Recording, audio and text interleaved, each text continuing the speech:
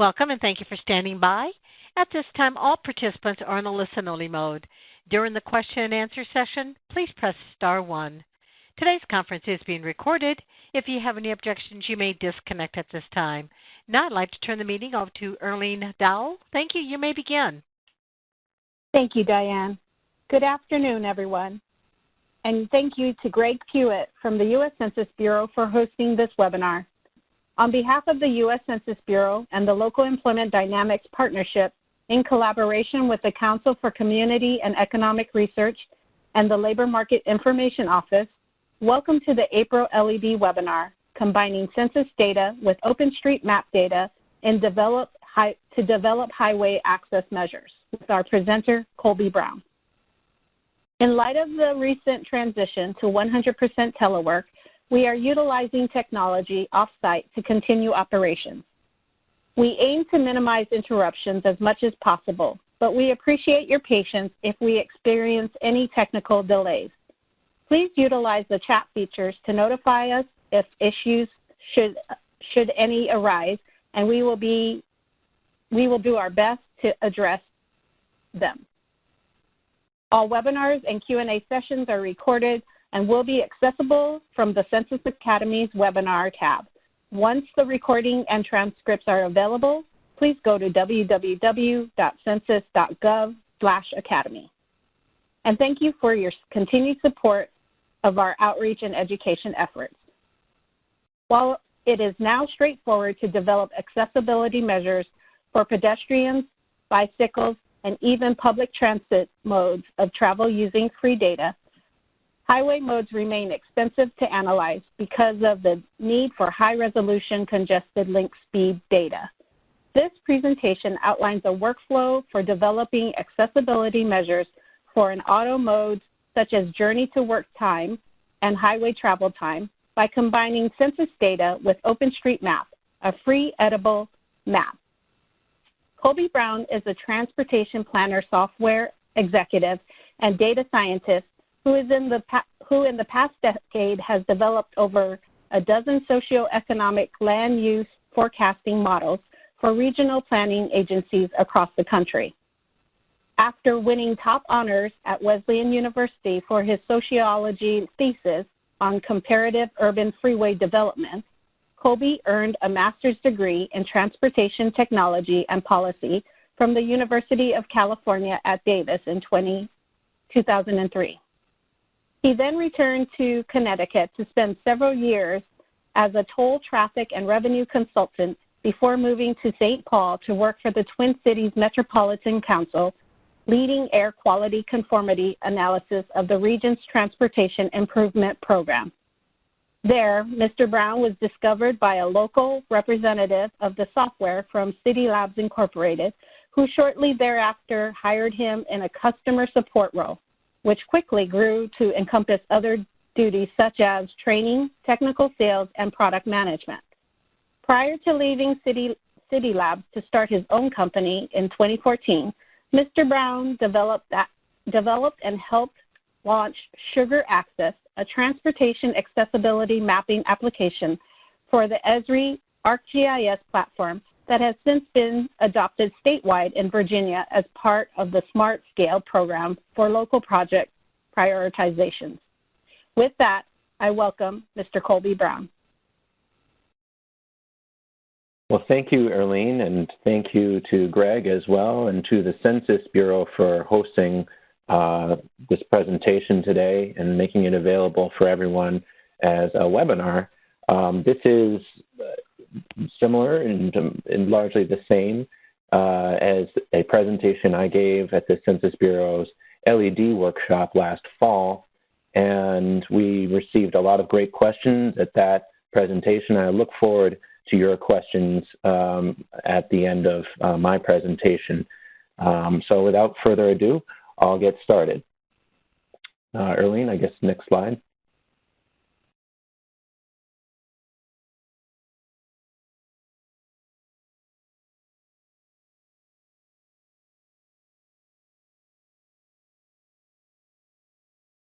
Okay, so this presentation is going to be discussing accessibility measures, and I'd like to define those very briefly. Accessibility is defined as the ease with which someone anywhere can reach destinations of interest.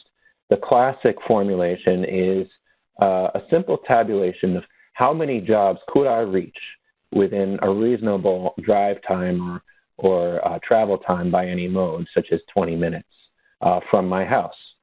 And you could do the same thing for other trip purposes, such as shopping. You could say, how many grocery stores could I reach? You know, you could ask this question of different modes, such as bicycling or walking or using transit or time of day. And this is a kind of increasingly popular metric used as an alternative to the traffic engineering-oriented metrics such as level of service or volume to capacity ratio, as a way of understanding how well a transportation system is serving the public in terms of connecting different parts of the economy, consumers and producers, workers and jobs.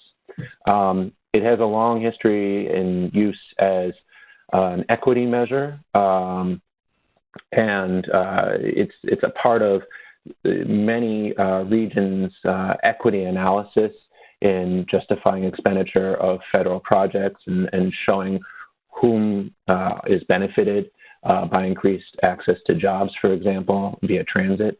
And it's increasingly becoming a popular measure in its own right. A lot of the land use forecasting models that I've built and that others have built include transportation accessibility measures as an indicator of potential positive growth because they correlate strongly with things like property value and propensity for development or redevelopment. The graphic shown here is not my data. These are accessibility data gathered, compiled, and published for free by the University of Minnesota Accessibility Observatory, and I've included the link here in case you're interested in browsing that resource. Let's go to the next slide.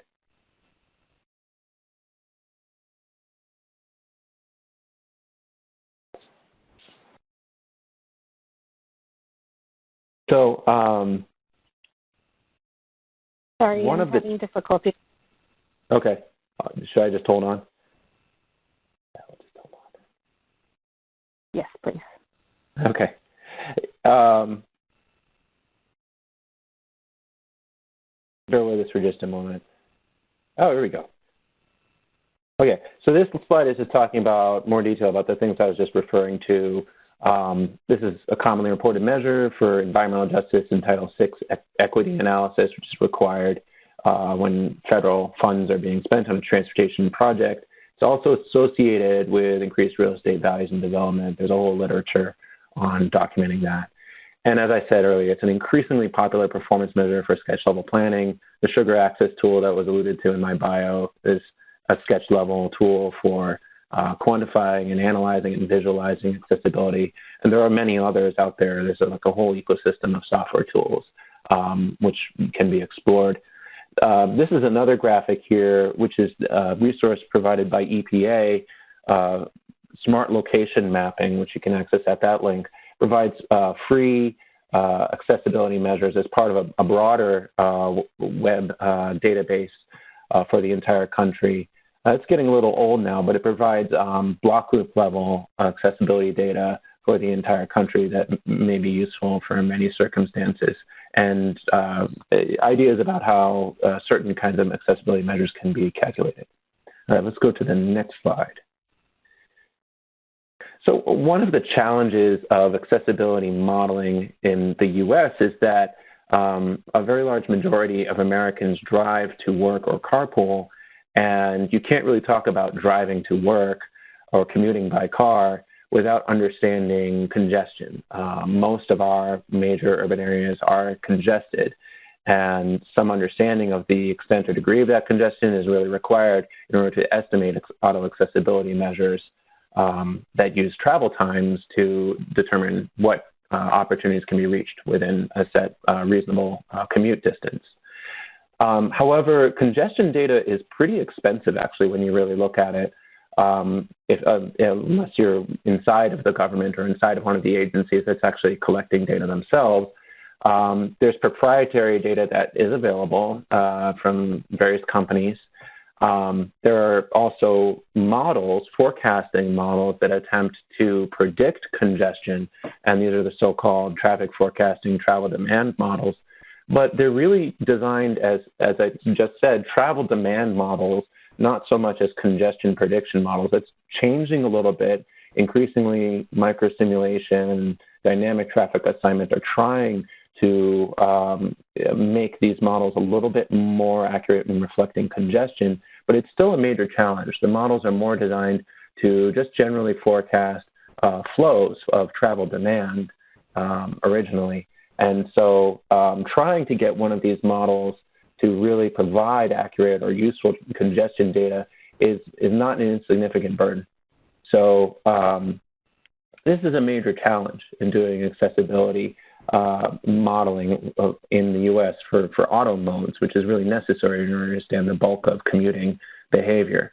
And there are other simpler measures that can be calculated, or methods that can be applied using open data for other modes such as pedestrians and transit. So really what this presentation is about is trying to see if there is a way that we can calculate auto accessibility measures, taking congestion into account, using exclusively open data. So let's go to the next slide. And the idea that came to me in approaching this topic was, what if we used something like the travel time index that is commonly reported for metropolitan regions around the country in order to sort of rank and quantify which regions are more congested. And what this is, it's a relationship between the travel times that are experienced in the peak hour and what would be experienced if all of the facilities in our region were moving at free flow speed. So it's a relationship between peak and off-peak travel times and vehicle hours of travel, essentially. So this travel time index, as I said, is normally tabulated at this sort of regional scale and used to rank regions. But what I found is that it's also possible to do this at a local scale using open data. So that's the idea that I explored here in this work as a route to beginning to calculate accessibility using open data. So let's take a look at that on the next slide. So which open data sources are we talking about? Which ones can we use to compute local travel time indices? Well, a very popular one is OpenStreetMap. This is a crowdsourced, routable map of the whole world, actually. Crowdsourced means that it's seeded, of course, with fairly good initial data.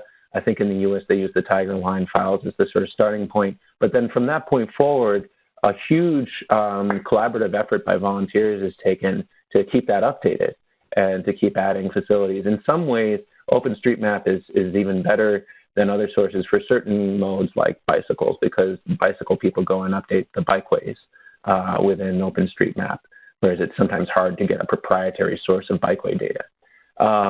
But for autos, it just provides a really fairly complete and detailed and routable map of all of the roadways in a region. And there are free libraries that you can use to get drive times from origin to destination. And the one that I used here in this work is called DODGR, or Dodger. Sort of stumbled across it in the process of researching a different study and realized this is a really flexible library for the R statistical programming language, which is also free and open source, that can get us free flow paths from origin to destination at a really detailed level pretty quickly. So we use this Dodger routing library, and that gives us travel times at free flow or at the speed limit from place to place, from census block group to block group, or block even to block across the network. Then, of course, this is a census webinar. We use census data extensively in this work. and especially the LEHD and LODES resources, which I'm a huge fan of and have used for years and years. What this provides is origin-destination worker flows from block to block at the most detailed level. And you might not necessarily always want to use those at the block level, but you can aggregate to the block group level or tract level if you want something a little more detailed. The nice thing about it being block level is you can aggregate really to a variety of different geographies if you have some other geographies such as transportation analysis zones that you want to use.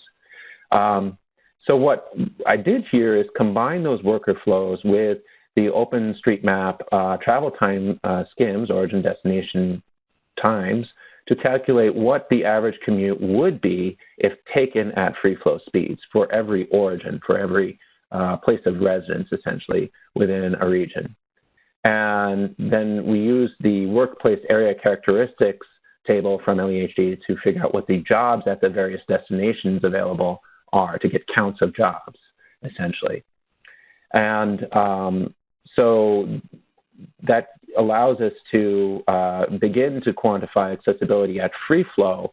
But what we do to get congested accessibility is use the ACS summary file data, the journey to work questions, to adjust the average commute and to come up with a relationship between what the average commute would be if, according to the LEHD data and the OpenStreetMap data, if it was free flow, and the commute as reported experienced in congestion, let's say, by respondents to the Census ACS questions. So that gives us a ratio, a local travel time index that we can use to adjust the travel times used to calculate accessibility measures. And an example of that, I believe, is on the next slide. So here, this work actually got applied, this methodology was applied in a study I was doing, land use forecasting study in support of the French Broad River MPO's long-range transportation plan, where we were looking at land use forecasts for the greater Asheville region. And so here on the left, you see the estimated local travel time index. And I think it's very interesting that this is not, these patterns are not necessarily something you would guess at a priori. It doesn't follow the sort of concentric picture of increasing density at the core area of a region. The darker blue areas are showing where the relationship between congested drive times and uncongested drive times is a higher ratio, meaning more congestion or more impacted by congestion. So there's a very clear quadrant in the sort of northwest portion of the region that is more impacted by congestion than, say, the southern tier that's just outside of Asheville and extending south. Now, when we apply this, though, to the free flow travel time skims and then calculate accessibility, you do see this kind of concentric pattern of access to jobs increasing as you get closer to the urban core. But this is, you know, a little bit different than the map we would see if we were just looking at free flow travel times at speed limits. There's a few more technical notes on this on the next couple of slides, I think, if we want to take a look.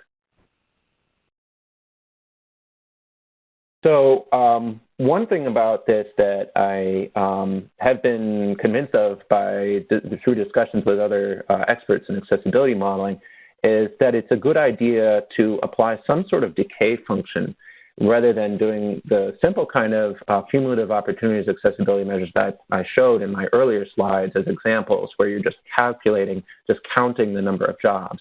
So increasingly, what's being recognized as a better practice in accessibility modeling is to apply a decay function to the number of opportunities at a destination based upon the travel time and reflecting sort of a typical trip length distribution and the probability of making a trip that long based upon people's actual propensity to travel for certain amounts of time. What this does is it kind of smooths out some of the imperfections of using estimated data like we're using here with OpenStreetMap and reported ACS travel times. So if we were using like a hard threshold of 20 minutes or something like that, little deviations or errors in the reporting of travel times or in the skims could create more of an impact than they do because we're using this weighted decay function to kind of smooth out the results. And then I think there's another note on the next slide about a related topic. No, it's just my contact information. So yeah, with that, I also want to give an acknowledgement to the French Broad River MPO staff who were very, very closely involved in the work that implemented this methodology, Tristan Winkler and Nick Cronky. Excellent folks, great to work with, as well as Daniel Sellers from North Carolina DOT. Part of the way this came up and part of the reason we did this approach here in Asheville, in the Asheville study, was because of the need to look at how could we get observed accessibility to use to estimate and calibrate our models in the interim while a travel model was being updated to reflect new base year socioeconomic data. So what happens, we collected new data for an updated base year to feed into their travel model and found that there were big differences, that Asheville had been growing substantially faster than expected, and employment might have been counted different ways. So that triggered a need to really relook at the travel model, and we didn't want to delay things excessively for the MPO while the DOT was looking at that. So that was what triggered this study, and deciding to push forward with this methodology for coming up with a way to really calculate observed accessibility quickly and cheaply without increasing the study budget, just simply by using open data. And with that, I'll be happy to answer any questions that the audience might have. Thank you. We will now begin the question and answer session. If you would like to ask a question, please press star 1. You'll be prompted to record your name. To withdraw your request, please press star 2. Again, if you do have a question, please press star 1 and record your name. While we're waiting for questions to come through, I would just like to remind everyone to keep the questions pertaining to the presentation. And also, if you could keep your questions to one question with one follow-up. Thank you.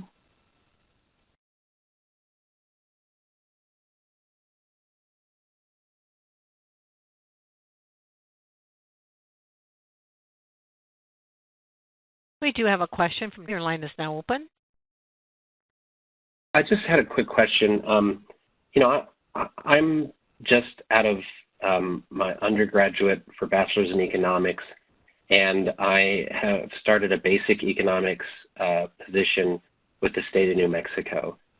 And everything that I just feel like I'm a tadpole in water in this presentation, but, everything that I've done so far is all Excel-based. And I keep watching these presentations on, open source data and our program, and I just feel like I'm not aware of, I just feel like I'm the caveman, using a stone and chisel compared to what you're using to display and analyze data.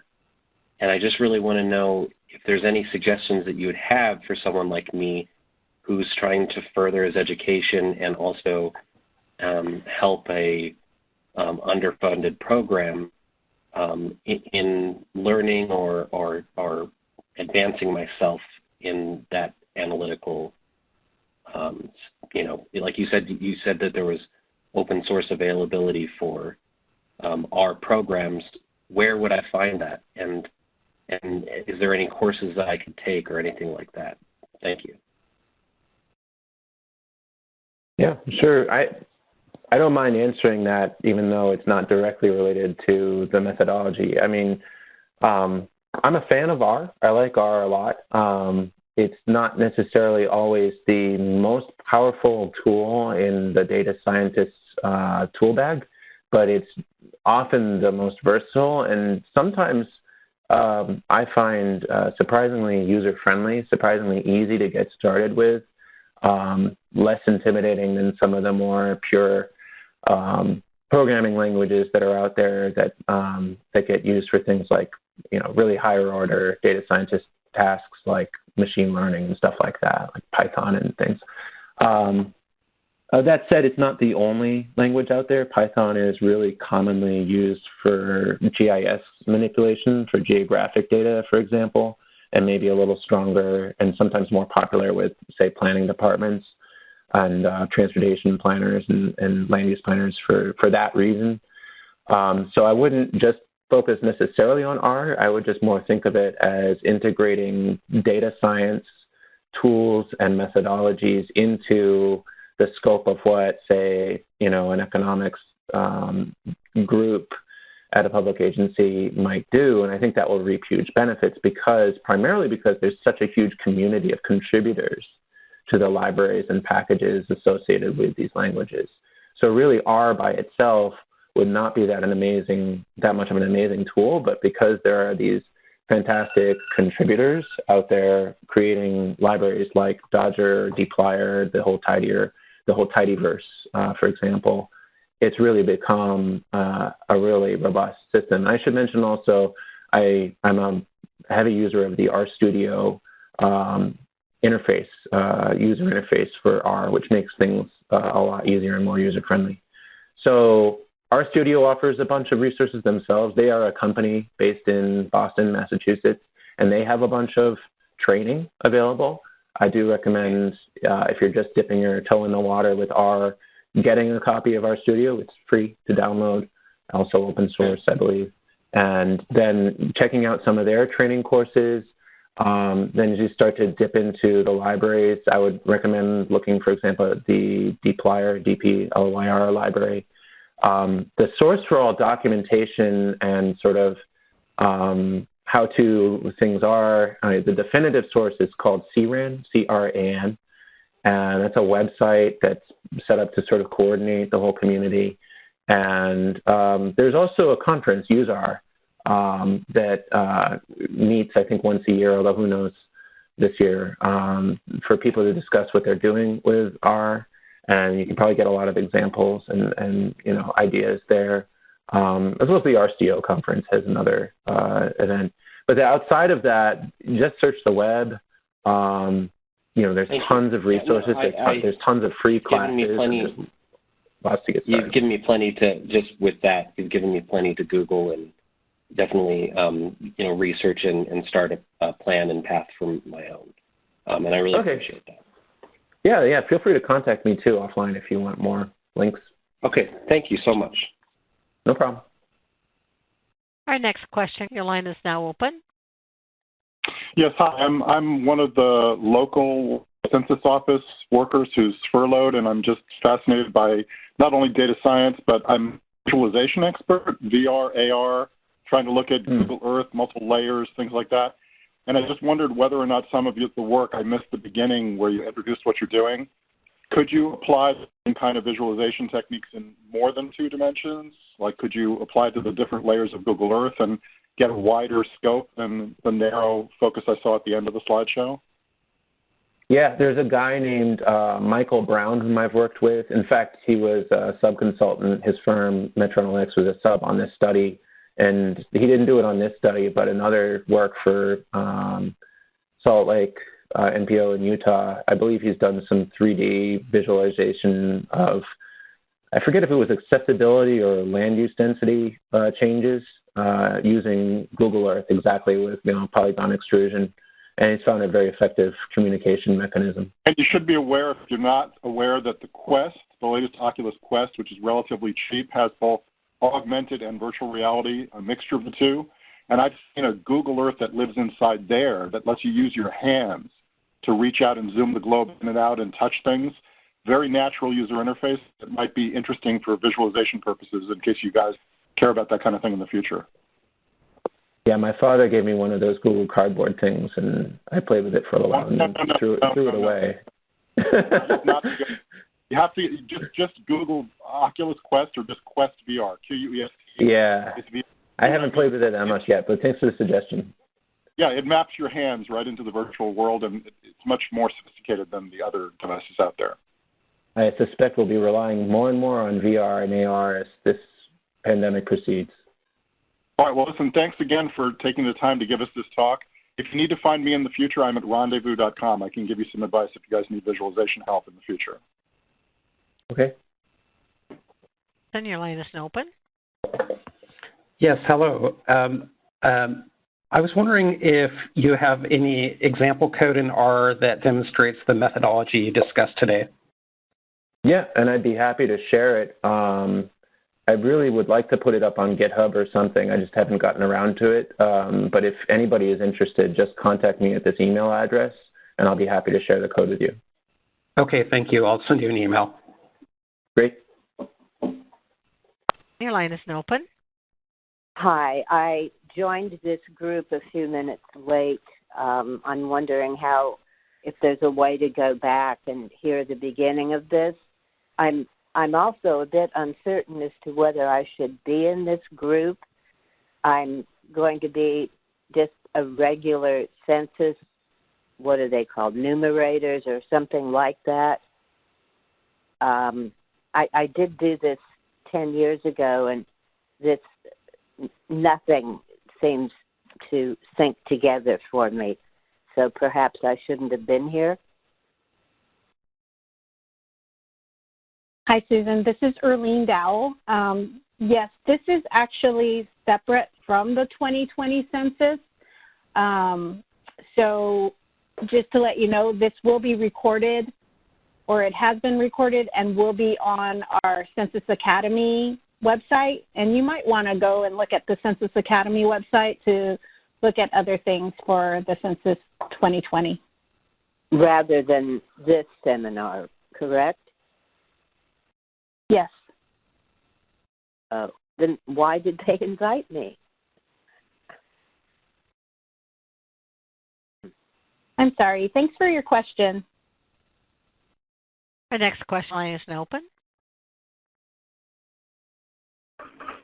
Hey, I really appreciate the conversation and the presentation today. I'm just wondering, if you was to look at, say, Richmond, Virginia, and try to do a similar study that was done in Asheville, how long would that take you? Because I must admit, I'm new to what you're talking about, and I was able to follow it. And at the same time, I'm thinking that this might take a long time. And I know you're an expert at it, and regardless of that, I'm just trying to understand, how long does it take to do a study like that? How long would it take you, Colby, to do a study like that in Richmond, Virginia? Thank you very much. Well, thank you for your question. And the short answer is maybe max a week, but the actual runtime, would be like a day, and I'd spend most of the time probably gathering and checking inputs and then, checking outputs, basically. It's more sort of the human time than the actual computation and number crunching. The reason we specifically used this approach was because we needed something quick and we needed something cheap. Basically, we wanted to use open data because we didn't want to go out and buy data, and we couldn't wait for the travel model to be updated. And this is an approach I'd been kind of noodling on for a while and thought, oh, well, if I ever need it, I can try this. And so I tried it, and it went really quickly. So I would say like a week. Oh, thank you very much. No problem. Be happy to help, and you can get in contact with me if you want to actually try to do that. I'm gonna shoot you an email requesting the code that you developed for this. Sure. Thank you. Our next question, your line is now open. Hello, I'm a regional transportation planner, so this is kind of right up my alley, but the only caveat is that I only do it for the rural areas. So I was wondering, this might be a silly question, but would this be applicable to rural areas, or is it primarily just for those high clustered MPO kind of areas? Yes, it is applicable. The only caveat I would say is that, and maybe Arlene can comment more on this, or someone from the Census Bureau, but there is data suppression in some of the, like the journey to work responses, I believe, when you have small sample sizes. So you can come into some issues with that. And what I've done in the past to get around that is to use spatial interpolation to fill in values based upon adjacent geographies. So what I would recommend doing is if you have a situation like that where you have missing data because it's a low density area or something like that, is do the spatial interpolation. If you're going to do something, or another method, let's say, to fill in missing values, do that on the TTI itself, on the local travel time index, rather than on the output side of the process. I think it'll get better results because you can fill in the travel times, the free flow travel times for every area, right? The OpenStreetMap data is available everywhere. It's the sort of reported congestion or the reported travel times that you might have a harder time finding. And I haven't seen any data suppression issues with LEHD or LODES data either. So all of that should work fine. The sort of free flow average travel time should be fine to get, even in a rural area. It's more the sort of reported congested travel time that you might have some missing data for.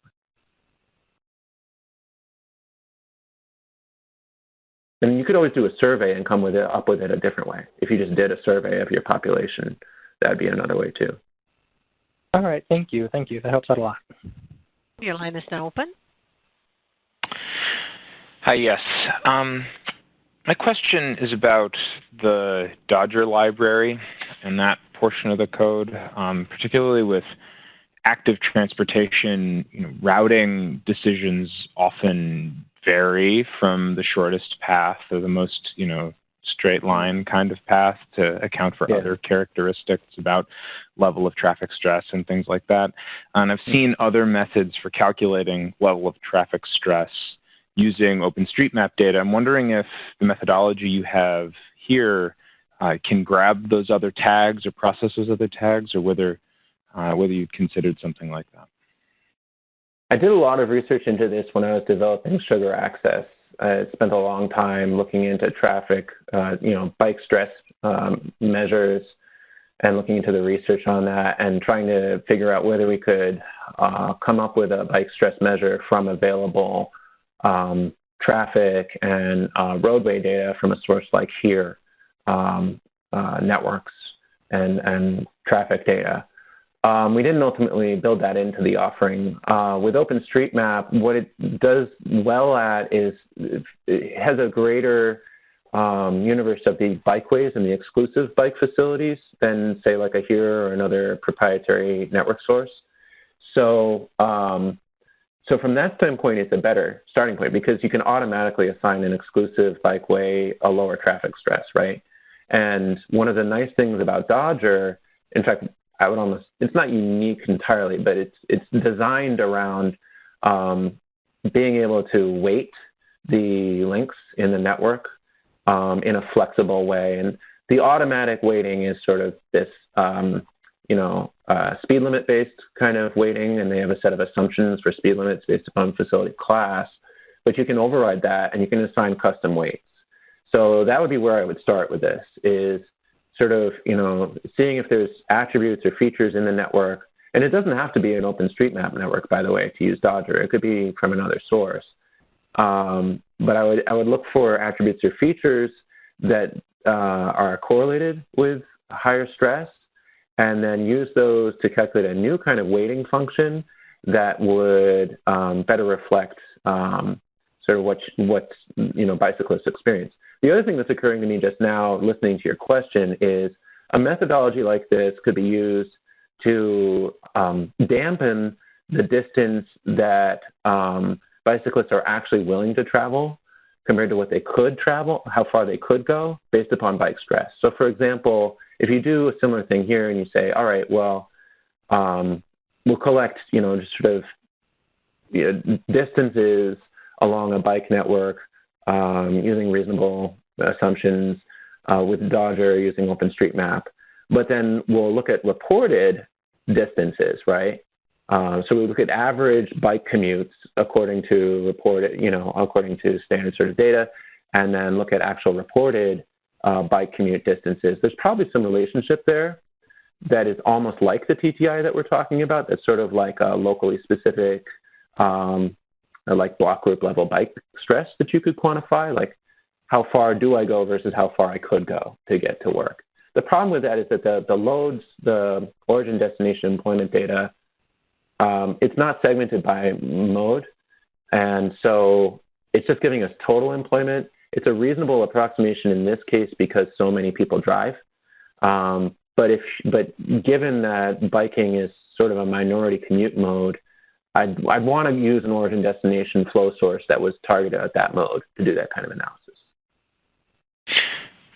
And that last part makes a lot of sense. Thank you for going into some detail there. But just to make sure that I understand this, Dodger itself doesn't have, like the package doesn't itself have access to those other tags in the OSM network, right? You'd have to go and create that weighting function of whatever kind independently and load it in.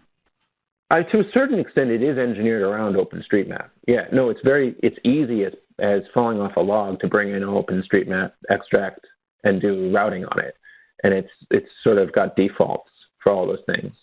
I think it has a profile for bicycling as well as for driving, and it's as simple as just saying these routes should be bicycle routes, basically. All I'm saying is that to get a route that's more reflective of bike stress, I think you'd probably want to tweak that a little bit based upon the research. Right. No, that makes sense. Thank you. Thank you very much. No problem. And again, if you do have any further questions or comments, please press star 1 and record your name. Again, please press star 1. Our next question, your line is open. Hi there. Thanks for the presentation today. I work at a company called Mapbox, which is a mapping and location data company, and I work on the team that works with social good projects. We work a lot with OpenStreetMap data, and we also contribute to it, as well as build out various tools, many of which are open source for geospatial data visualization, traffic, routing, navigation, like those that you've used in this work. I'm curious whether you've seen any gaps in the tools that are available that companies like Mapbox could help to address, or on the flip side, perhaps it's more about barriers to access of geospatial tools that potentially our team could help assist with. Yeah, well, I mean, this is a gap for sure. There have been a variety of companies like yours, some of whom I know personally, doing accessibility tools development at the for non-motorized modes, for biking and transit and pedestrian modes. But they haven't touched auto accessibility because they just generally felt they didn't have a way to go there because they didn't have congestion data, or the congestion data was too expensive, exactly what I said at the beginning of the presentation. So, and even the sugar access, the tool that I developed, that required a fairly a partnership between the company I was working for and 2 other companies, here being one of them, to put that all together to allow people to do highway mode accessibility using congestion data, proprietary congestion data. And so there was like a multi-year partnership that led to that. Whereas, for folks like you who are working for social good, who want to make tools available, potentially, in developing countries and things like that, I think it really, and also for community groups, I think this is, this work speaks to jobs access. It speaks to access to employment opportunities for underserved groups. So I think this is an area that's been missing.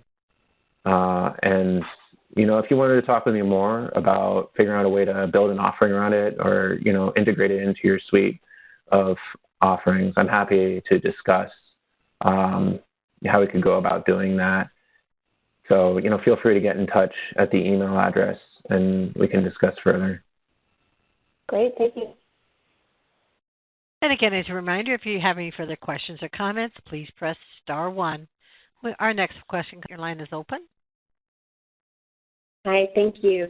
Can you talk more about the limitations of travel demand models for travel forecasting and what might be a better option for forecasting accessibility 20 years in the future the way MPOs need to do? Right. So I want to be very careful about approaching this because I do a lot of work with agencies that do travel forecasting. I have myself a history of doing travel forecasting and I have a lot of friends in that field, so I don't want to speak ill of anybody. But the limitations and shortfalls are well documented. It requires really a lot of data collection, and in many cases, the data simply aren't available, so parameters are kind of asserted based on expert knowledge or transferred from another region or from sort of standard reports that, research was done a while ago. And what is good about it is that there's a fairly standardized set of knowledge and methods and approaches that are accepted. And so there's certain kinds of models you can build and you just sort of pick from a menu of options and customize from there, and consultants are available to help you with that. And there are software platforms that you can get to implement it, sort of the Excel of that world, as it were.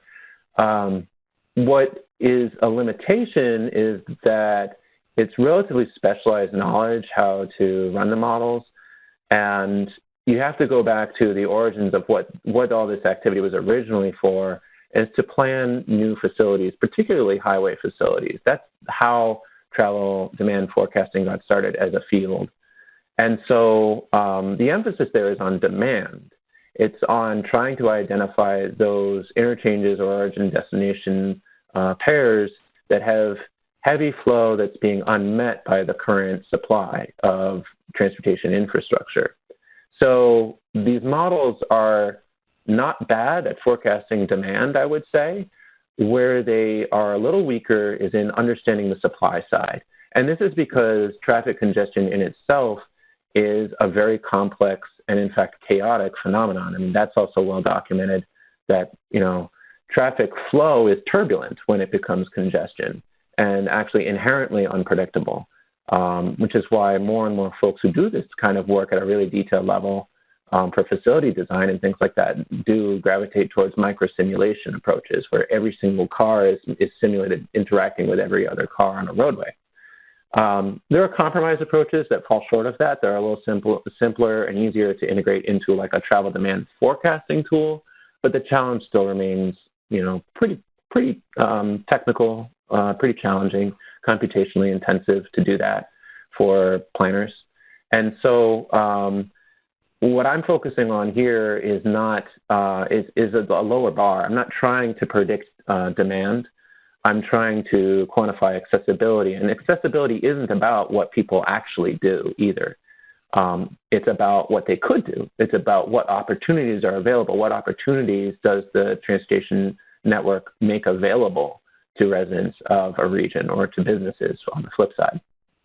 And this approach works especially well for the journey to work. For other trip purposes, it might be not as good of a fit, quite frankly. So, I think what we could do is work on forecasting the local travel time index forward. So if what you want to do is forecast accessibility 20 or 30 years in the future, I think there are other approaches than travel demand models for doing that. In this study, we did run the travel demand model. Once it was brought up to speed, it was updated, and we ran it for the base year and then for the sort of long-range plan horizon for Greater Asheville. And then the congestion data from that travel model was used to update the accessibility measures that fed into the land use forecasting system. So we did use a travel model here.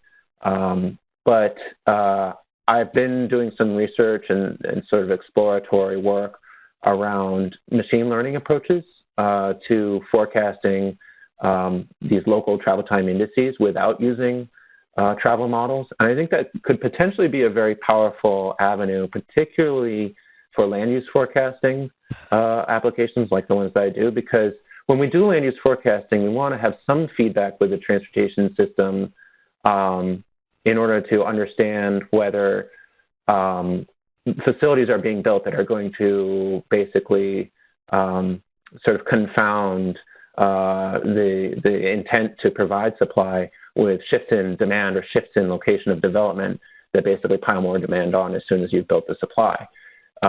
So we need to have that feedback. And it's a better forecasting practice to have some feedback, but we don't want to get bogged down in running a really complex travel demand model. So this is part of my interest in seeing if we can shortcut that and just forecast the accessibility using some sort of different approach. And I have done some work on that. It's not in scope for this presentation, but I have a paper accepted to the Innovations in Travel Modeling Conference in Seattle, which I haven't heard from the organizers whether it's going to go virtual, but if it does, then you may be able to see a webinar about that sometime in the future. Okay, thank you. And again, as a reminder, if you have any further questions or comments, please press star 1 and record your name. Again, please press star 1.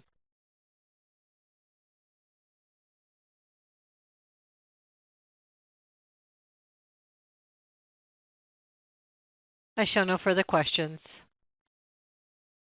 Thank you, Diane. And thank you, everyone, for such great questions. I want to thank you for joining us this afternoon, and thank you to Mr. Brown for his interesting presentation. Join us next month on May 20th at 1:30 p.m. Eastern Standard Time when Erica McIntyre presents Veterans Employment Outcomes. Until then, have a wonderful day, and please be safe. This concludes today's conference call. Thank you for participating. You may disconnect at this time.